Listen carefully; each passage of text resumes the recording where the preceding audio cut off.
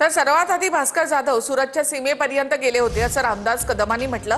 शिंदेने जाधवांना सांगितलं तुमचा विचार नंतर करू असं कदम यांनी म्हटलं आहे। भास्कर जाधव नौटंकी जनता संन्यास घ्यायला लावेल असं कदम यांनी म्हटलंय। जाधव पण सुरतच्या बॉर्डर पॉइंट जाऊन आले आणि एकनाथ शिंदेने त्यांना सांगितलं बाबा तुम्हाला आता घेता येणार नाही, नंतर तुमचा विचार करू, अशी चर्चा माझ्या कानावरती आलेली आहे।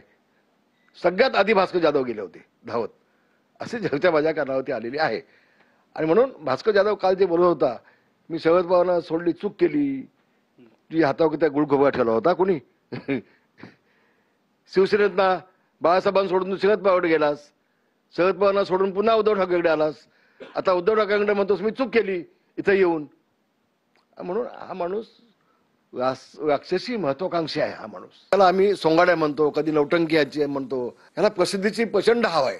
इव्हन यांच्या मुलाचं की मुलीचं लग्न होतं महाबळेश्वरला, पवार साहेब दुपारी 2 वाजता आले होते, तेव्हा पवार साहेबांच्या पायावरती डोकं ठेवून नवरा बायको दोघे ओक्साबोक्स रडले आणि साहेब आमच्याकडनं चूक झाली, आमच्याकडनं चूक झाली। आणि आता माहिती आहे आता तो निवडून येणार नाही, कारण आता 2400 म्हणजे 1200 मतांनी तो निवडून आलाय। मला वाटतं की ते राजकीय संन्यास घेणार। अहो तो नाही, आता त्या गुहागर मतदारसंघातली जनताच त्याला राजकीय संन्यास घ्यायला लावणार आहेत, हे त्याला कल्पना आहे, याची माहिती त्याला आहे। आणि म्हणून ते नौटंकी करून सांगते ते